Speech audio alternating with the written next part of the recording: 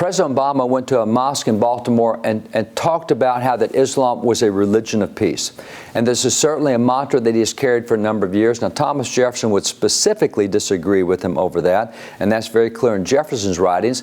Even though the president invoked Jefferson to say, hey, Jefferson was called a Muslim, I've been called a Muslim, we got a lot in common, they really don't have a lot in common.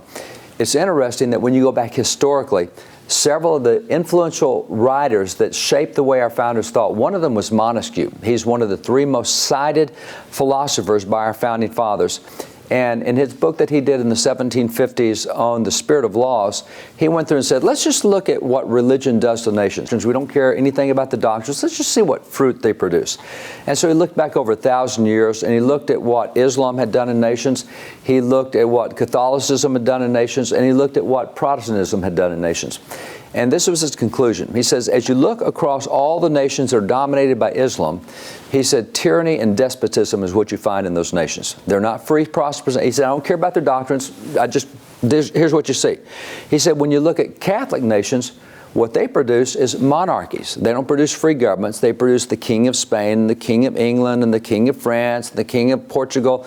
And he says, as you look at Protestantism, they produce Republican governments. From Geneva on forward, they elect their leaders, and they elect them through either parliaments or legislatures. And so he said, that's the fruit you see of the three different religions.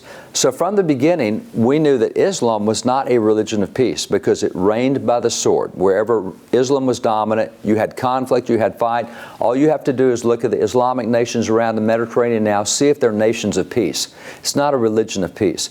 And Jefferson recognized that, and the president talked about how that Jefferson owned the Koran.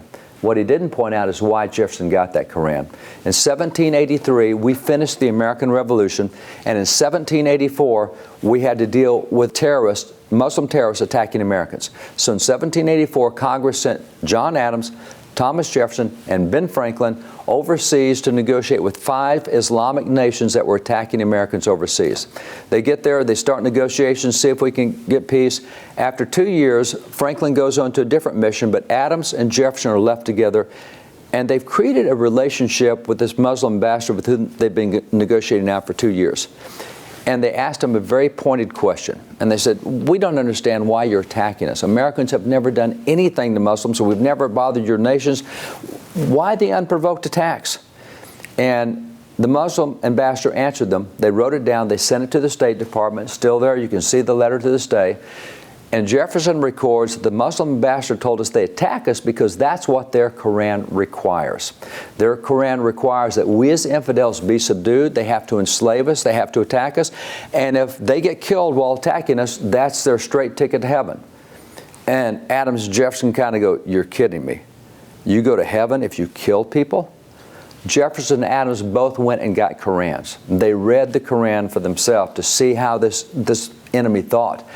Today, we don't encourage people to read the Koran. We just tell them it's a religion of peace. But don't read the Koran for yourself. It is significant that Jefferson, when he became president, 15% of the federal budget was being spent in trying to mollify Islamic radicalists.